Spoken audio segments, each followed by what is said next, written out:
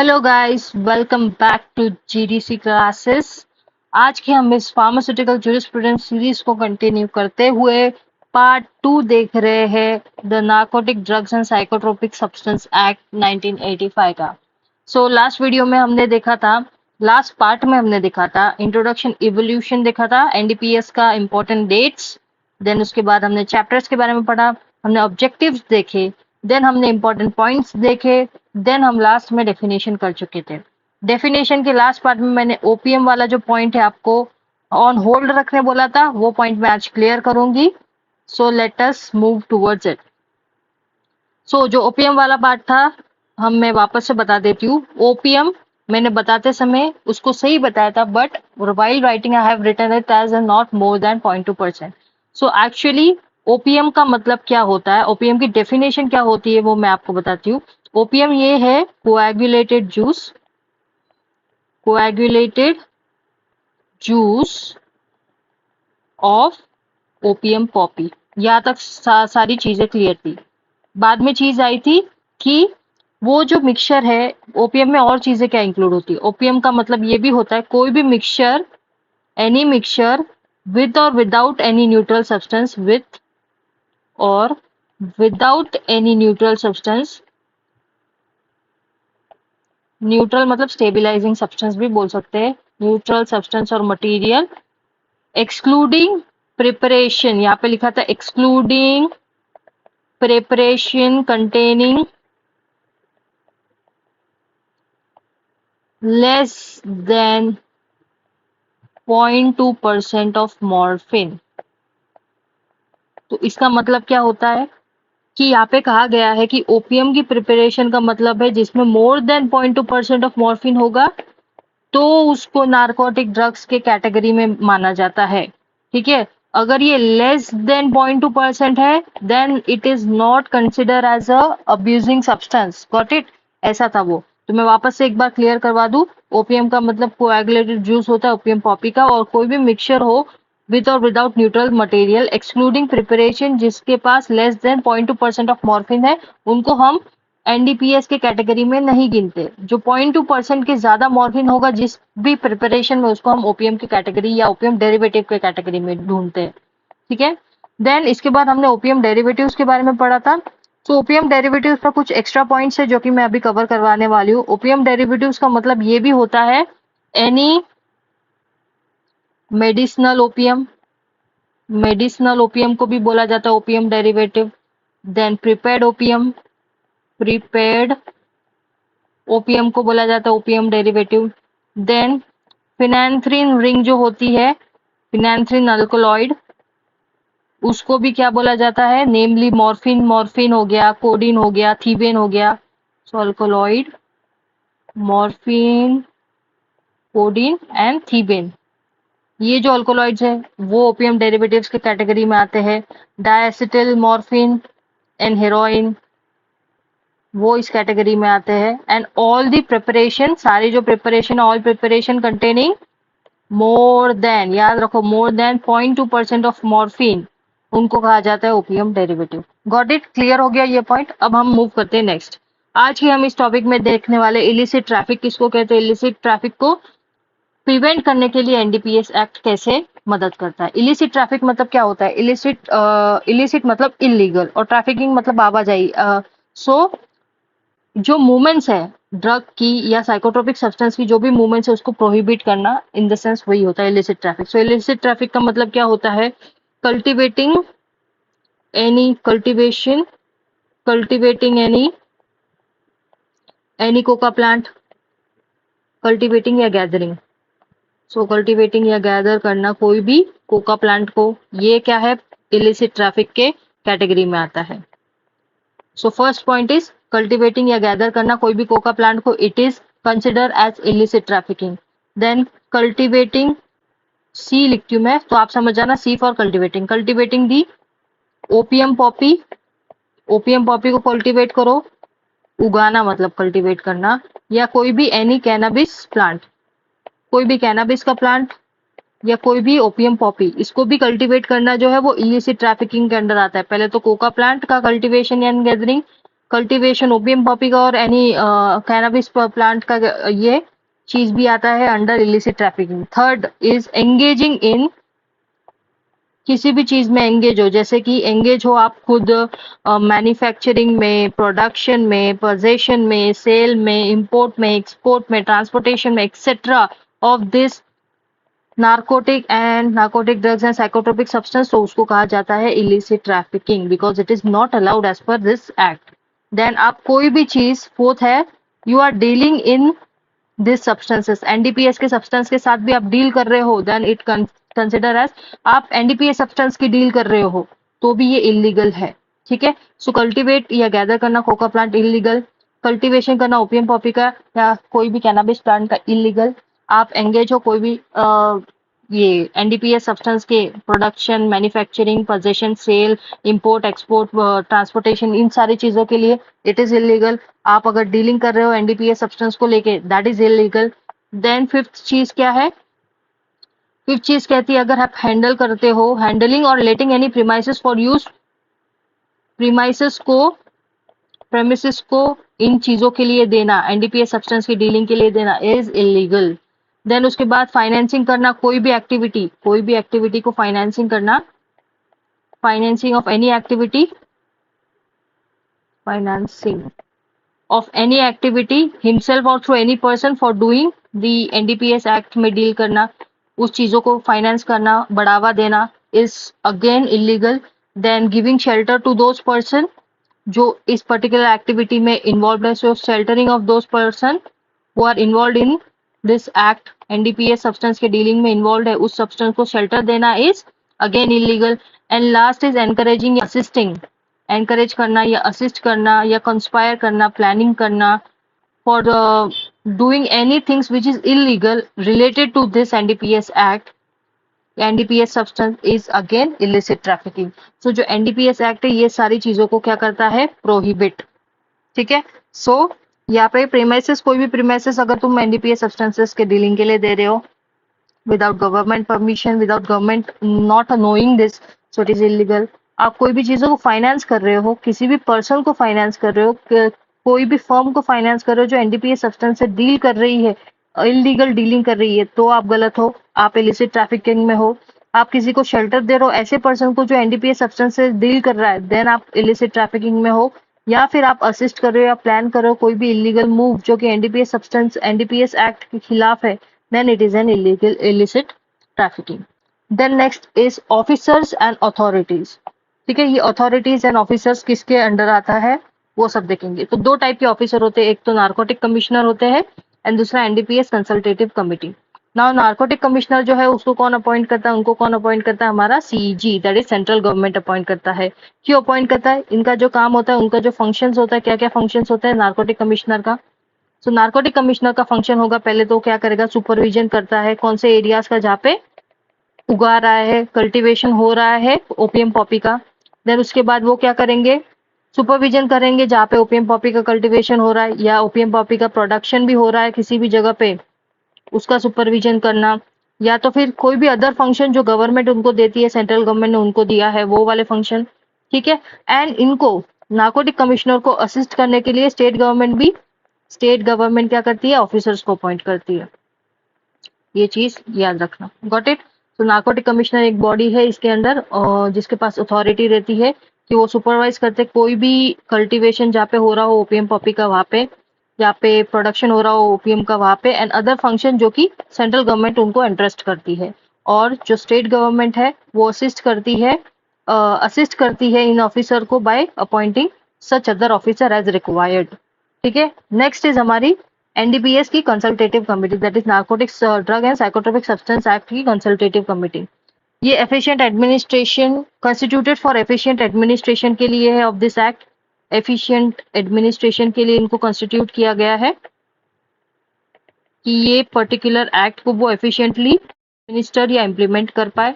Then इसमें क्या रहते हैं, चेयरमैन होते हैं, इनका कॉम्पोजिशन देखे तो chairman plus not more than 20 members, consist of chairman plus not more than 20 members. So ये कंपोजिशन याद रखना of this consultative committee. Then ये क्या करते हैं, एक कंसल्टेटिव कमिटी का फंक्शन क्या है, कि एडवाइस करते हैं सेंट्रल गवर्नमेंट को on the matter regarding to this act. कोई भी मैटर हो रिगार्डिंग टू दिस एक्ट ये एडवाइस करते हैं सेंट्रल गवर्नमेंट को, इसलिए ये कंसल्टेटिव कमेटी बनाई गई है। इसमें जो चेयरमैन होते हैं और नॉट मोर देन 20 मेंबर्स की ये पर्टिकुलर कमेटी रहती है। ठीक है, सो ऑथोरिटीज एंड ऑफिसर देख लिया हमने। उसके बाद इसके बाद हम क्या देखेंगे, ऑथोरिटीज हो गया, स्टेट गवर्नमेंट डेजिग्नेटेड ऑफिसर देता है, नेशनल फंड होता है। हाँ, सेंट्रल गवर्नमेंट एक है ना, सेंट्रल गवर्नमेंट एक नेशनल फंड भी ये करता है।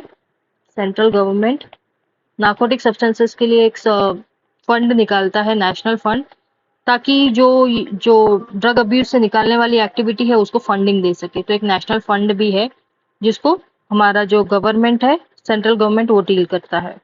Got it. देन हम देखेंगे इसके बारे में प्रोहिबिशन, कंट्रोल एंड रेगुलेशन के बारे में। So what is prohibition, control and regulation of this act? So no person shall, कोई भी पर्सन हो वो क्या चीजें नहीं करना चाहिए? Cultivate, first is to cultivate, किसी भी पर्सन ने कल्टीवेट नहीं करना चाहिए एनी कोका प्लांट या कोई भी चीज, या कोका प्लांट को गैदर भी नहीं करना चाहिए। जैसे अभी हमने देखा था यहाँ पे, कहाँ पे, in this slide, cultivate illicit trafficking में। So no person shall do this particular thing. ठीक है, then no person shall even cultivate opium या पॉपी प्लांट, एंड ये वाली चीज जो है एंगेज भी नहीं होना चाहिए। ये तीनों चीज को है ना प्रोहिबिट या कंट्रोल करने के लिए there is this prohibition, control and regulation. First, cultivate या गैदर एनी कोका प्लांट, या कल्टीवेशन ऑफ एनी कैनाबिस हो गया, कैनेबिस या opium poppy related plants. And then खुद को एंगेज भी नहीं करना, एंगेज नहीं करना तुमको किसी भी production, cultivation, manufacturing, sale, possession, import, export, transshipment, किसी भी चीज ऑफ एक्टिविटी में जहाँ पे एनडीपीएस सब्सटेंस इन्वॉल्व है वहां पे आपको एंगेज नहीं करना है, because you are prohibited as per this act, you have prohibited as per this act. ठीक है, no person shall do this 3 things. Got it. Next is control on certain operation या certain provisions by the central government. Now central government जो है, हमारी central government जो है, उनके पास कुछ पावर होती है। पहली पावर क्या है उनके पास, कि वो टाइम टू टाइम फिक्स करती है, fix from time to time, कि लिमिट्स क्या होगी लाइसेंस ग्रांट के लिए, limits for licensing for cultivation of opium poppy. So this particular provision says कि it empower करती है सेंट्रल गवर्नमेंट को to fix from time to time the limits within which the license may be granted for the cultivation of opium poppy. So ये limits आप पूरी करोगे तो ही आपको वो लाइसेंस मिलेगा ओपीएम पॉपी को कल्टीवेट करने के लिए। अगेन नेक्स्ट थिंग गवर्नमेंट क्या कर सकती है, government requires that all opium the produce of a land, जो ओपीएम प्रोड्यूस होता है एक लैंड पे cultivated with the opium poppy, ये पर्टिकुलर कल्टीवेटर ने जो भी ऑफिसर डेजिग्नेट करता है सेंट्रल गवर्नमेंट उसको हैंड ओवर कर देना चाहिए या डिलीवर कर देना चाहिए, हैंड ओवर और डिलीवर करना चाहिए जो गवर्नमेंट बोलती है उसी आदमी को। ठीक है, उसी पर्सन को on the behalf of central government. So कोई भी कल्टीवेटेड लैंड है, जो भी ओपीएम प्रोड्यूस हो रहा है एक लैंड पे, वो सारा का सारा ओपीएम, नॉट इवन सिंगल 0.1 ग्राम भी मिसिंग नहीं होना चाहिए, इतना स्ट्रिक्ट है ये लॉ। सो ओपीएम जो भी उस पर्टिकुलर लैंड पर प्रोड्यूस हो रहा है वो उस डेजिग्नेटेड ऑफिसर को पहुंचा देना चाहिए, जो सेंट्रल गवर्नमेंट आपसे कहेगा कि ये पर्टिकुलर ऑफिसर के पास में पहुंचा दो। गॉट इट, पहुंचा दो in the sense hand over कर दो। ठीक है, देन उसके बाद जो सेंट्रल गवर्नमेंट के पास पावर है वो क्या करता है, वो प्रिस्क्राइब करता है, सेंट्रल गवर्नमेंट प्रिस्क्राइब करता है forms and conditions of license. क्या क्या फॉर्म्स, कौन से फॉर्म्स में देना है, कौन से कंडीशंस ऑफ लाइसेंसिंग है for the cultivation of Poppy licensing. ठीक है, पॉपी कल्टीवेट करने के लिए क्या क्या फॉर्म्स है, क्या क्या कंडीशंस आपको पूरी करनी है, क्या क्या फीस देनी है आपको, ये सारी चीजें है, कौन से अथॉरिटी को कब रिफ्यूज होगा, कब कैंसिल होगा, ये सारी चीज जो है वो सेंट्रल गवर्नमेंट के हाथ में। देन उसके बाद सेंट्रल गवर्नमेंट जो है वो क्या करती है, प्रिस्क्राइब करती है that opium should be weighed examined and classified according to its quality and consistency. So जो वेट है वे किया जाता है, प्लस एग्जामिन किया जाता है, एंड देन उसको क्लासिफाई किया जाता है एज पर उसकी क्वालिटी एंड उसकी कंसिस्टेंसी, कंसिस्टेंसी के बेस पर बाय द ऑफिसर। कौन करता है? बाय द ऑफिसर, जो कि सेंट्रल गवर्नमेंट ही अपॉइंट करता है, and in presence of that cultivator. जो कल्टीवेटर है उसके सामने ही ये चीज किया जाता है at the time of delivery by the cultivator.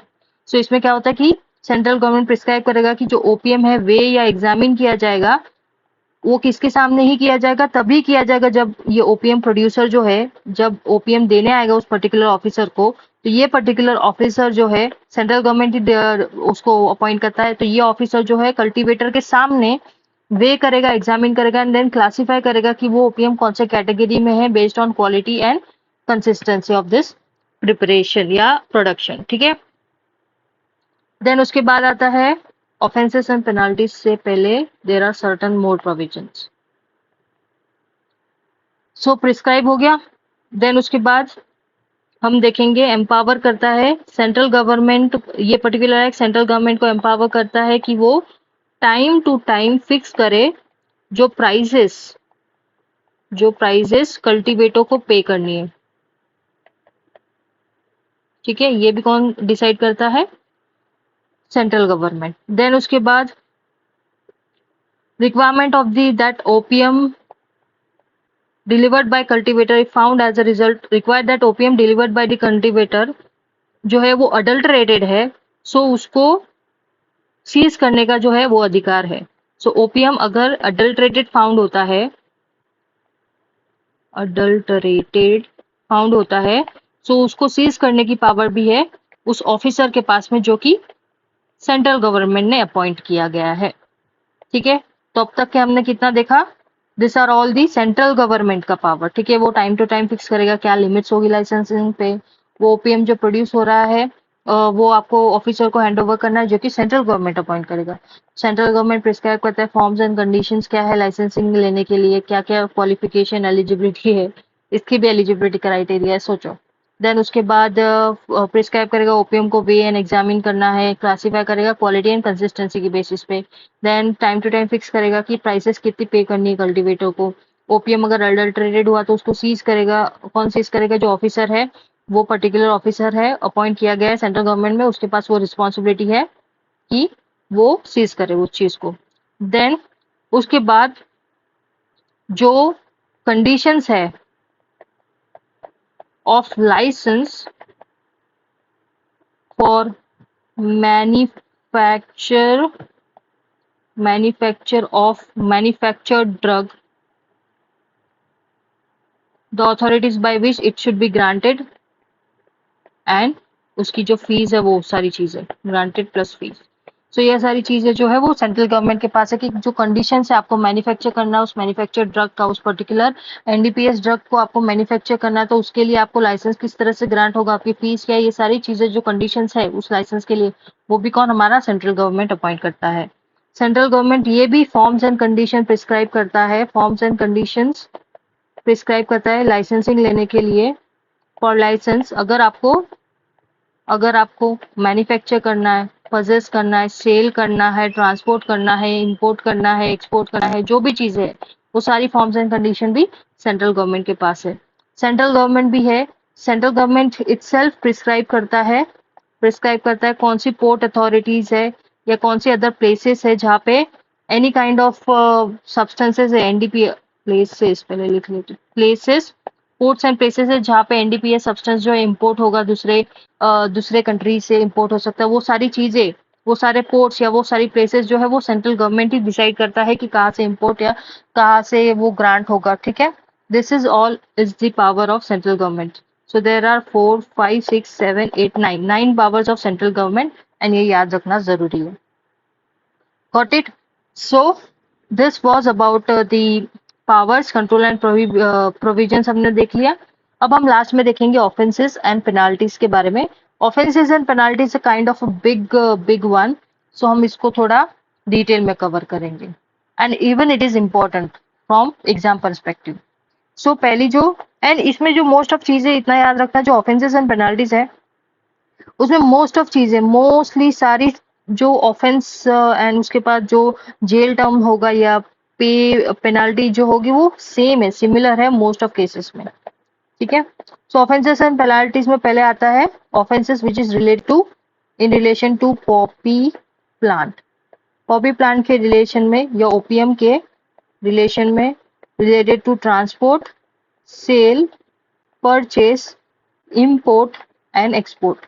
अगर आपने पॉपी प्लांट ओपीएम से रिलेटेड ट्रांसपोर्ट किया है, सेल किया है, परचेस या आपके परचेस किया है, आपने सेल किया है, आपने किसी को दे दिया, या आपने ट्रांसपोर्ट किया, या आपने इंपोर्ट किया या एक्सपोर्ट किया है, तो ये सारा एक चीज एक ऑफेंस में आता है, because you are prohibited under this if you are not getting, बिना लाइसेंस के किया है तो। सो वेन एवर ये स्मॉल क्वांटिटी में है, पहले स्मॉल क्वांटिटी में है तो आपको 6 मंथ का जेल टर्म एंड 10,000 का फाइन है। Got it? 6 मंथ का जेल टर्म एंड 10,000 का फाइन। देन नेक्स्ट इज, ये पहले स्मॉल क्वांटिटी के लिए, poppy plant for small quantity. Next is less than commercial quantity. हमने कमर्शियल क्वांटिटी का डेफिनेशन देखा है। सो कमर्शियल क्वांटिटी से लेस किया है, बट स्मॉल क्वांटिटी से ज्यादा, but higher than small quantity. Small quantity में किया हो तो 6 मंथ का जेल, 10,000 का फाइन। लेकिन अगर आपने कमर्शियल क्वांटिटी से कम में किया है बट हायर स्मॉलर क्वांटिटी से ज्यादा है, तो आपको 10 years का जेल टर्म हो सकता है एंड 1 लाख का फाइन हो सकता है। And third is, commercial quantity में किया है आपने तो आपको 10 to 20 years का jail term and 1 to 2 lakh का फाइन हो सकता है। This is for both the first and second conviction. Got it? So ये पर्टिकुलर चीज जो है वो किस किस के लिए अप्लाई होती है मैं अभी बता देती हूँ। यही particular term, this offence and उसकी जो पेनाल्टीज है वो किसके लिए अप्लाई होती है। फर्स्ट हमने देखा पॉपी प्लांट, इसके साथ ये अप्लाई होती है। सेकेंड, यहाँ पे सेकेंड, यही पर्टिकुलर जेल टर्म जो है वो किस किस के लिए अप्लाई होता है। पहले तो हमने देखा पॉपी प्लांट, यही चीज कैनाबिस के लिए भी एप्लीकेबल है, कैनाबिस प्लांट का ट्रांसपोर्ट, परचेज, सेल उसके लिए। थर्ड, यही चीज एप्लीकेबल है साइकोट्रोपिक सब्सटेंस के लिए भी, साइकोट्रोपिक प्लांट्स के लिए भी। यही चीज एप्लीकेबल है same to same for illegal thing, illegal illegal transport, illegal transport, sale, purchase, import, export of psychotropic substance। ठीक है। सो ये जो सारी जो पेनाल्टीज देखी हमने, ये सारा जो पेनाल्टी और ये ऑफेंस देखा, it is not just for poppy plant, it is for cannabis plant, poppy plant, psychotropic plant and psychotropic substance. So इन सबका मिला के ये पेनाल्टी है। अगर स्मॉल क्वांटिटी में है तो 6 मंथ। अगर मैं इसको बताऊं, सो इफ ये रेंज है, ये रेंज है, ठीक है, ये हो गया स्मॉल क्वांटिटी, ये हो गया कमर्शियल क्वांटिटी, और ये हो गया स्मॉल क्वांटिटी से ज्यादा लेकिन कमर्शियल क्वांटिटी से कम वाला मिडिल पार्ट। अगर स्मॉल क्वांटिटी में तो 6 मंथ का जेल टर्म और 10,000 का फाइन। ठीक है। अगर नेक्स्ट इज मीडियम क्वांटिटी में है, मीडियम वाली क्वांटिटी में मतलब कमर्शियल से कम और स्मॉल से ज्यादा, देन 10 years का जेल टर्म और 1 लाख का फाइन। एंड अगर तो ये कमर्शियल क्वांटिटी में तो 10 to 20 years का जेल टर्म हो सकता है एंड 1 to 2 लाख का फाइन।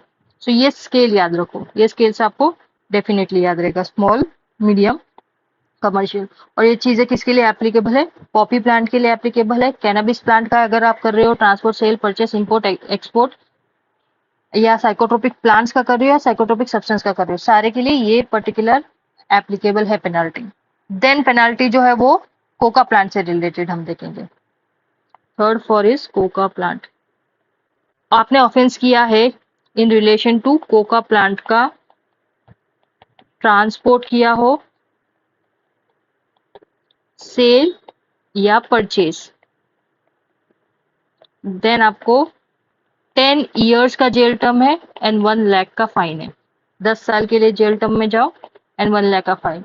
ये सेम वाला किसके लिए था, जब हम मीडियम वाले स्केल पे थे, ये वाले स्केल पे इसका सेम है, तो कोका के लिए भी ये सेम है, ठीक है। देन उसके बाद illegal disposing of opium by illegal disposing of opium by cultivator.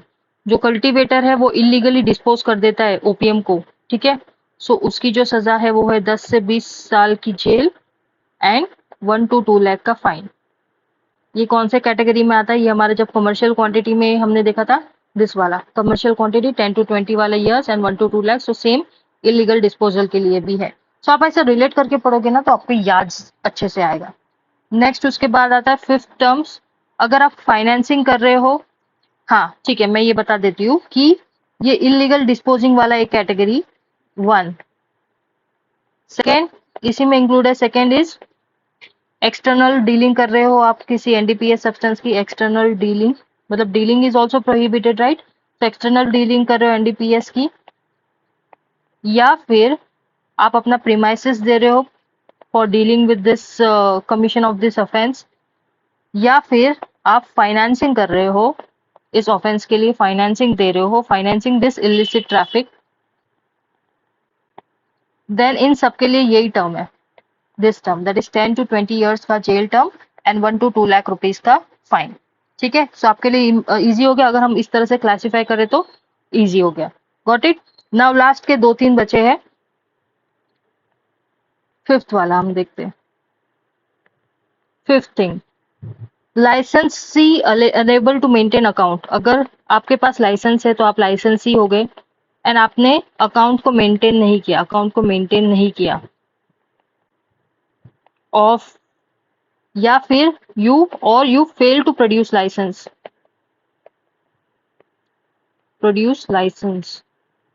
Then आपको 3 ईयर का जेल टर्म है, दैट्स इट। आपका 3 साल जेल में डाल देंगे वो लोग, अगर आपने अकाउंट मेंटेन नहीं किया आपका एनडीपीएस सब्सटेंस का, या फिर आपने लाइसेंस उनको दिखाया नहीं है तो, ठीक है। 6 इज कंजम्पशन किया है आपने, कंज्यूम किया है एनडीपीएस सब्सटेंस को, तो आपको 1 ईयर का जेल टर्म हो सकता है एंड 20,000 का फाइन हो सकता है। Got it. ये चीजें थोड़ी आपको याद रखनी पड़ेगी क्योंकि ये थोड़ा जो अभी तक हम देख रहे थे पेनाल्टीज उससे थोड़ा डिफरेंट है। देन कोई भी ऑफेंस क्रिएट किया हो, ऑफेंस है जिसकी कोई पनिशमेंट नहीं दी गई, ऊपर के जो सारे हमने अब तक देखे 6 ऑफेंसेस देखे, उसमें अगर ये ऑफेंस में ऐसा ऑफेंस हुआ है जो कि एनडीपीएस सब्सटेंस से रिलेटेड है बट वो इस एक्ट में नहीं है, तो उसका 6 मंथ का जेल टर्म फिक्स है। आपको 6 महीने के लिए जेल जाना पड़ेगा, फिर चाहे वो कोई भी ऑफेंस हो, अगर आपके फर्स्ट 6 ऑफेंस में इंक्लूडेड नहीं है तो। एंड जो क्वांटिटी डेथ पेनल्टी मिलती है, जब क्वांटिटी जो है वो गवर्नमेंट ने स्पेसिफाई की है उससे ज्यादा है तो आपको डेथ पेनल्टी मिलती है।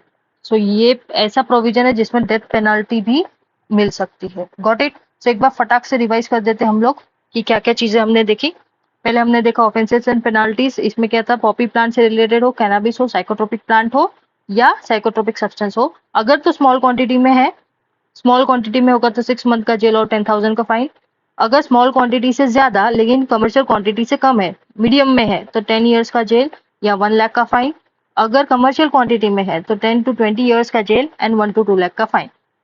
देन उसके बाद हमने देखा कोका प्लांट का, अगर कोका प्लांट का आप ट्रांसपोर्ट, सेल या परचेस करते हो तो 10 ईयर का जेल और 1 लाख का फाइन, ये मीडियम टर्म में आता है।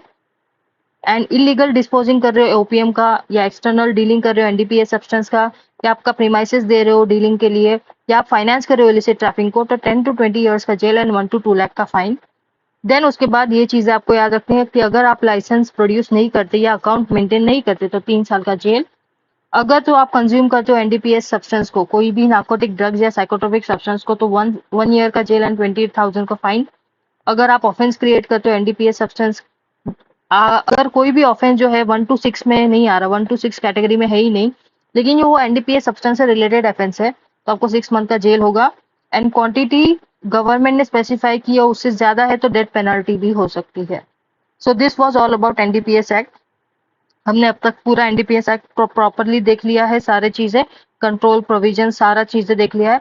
अब जो नेक्स्ट वीडियो आएगी पार्ट 3, उसमें हम एमसीक्यू सीरीज देखेंगे, एमसीक्यू स्टार्ट करेंगे। सो पार्ट 1 और पार्ट 2 को रिवाइज कीजिए और एमसीक्यू के पार्ट 3 सीरीज में आके खुद को रिकॉल कीजिए वो सारी चीजें जो पड़ी हुई है।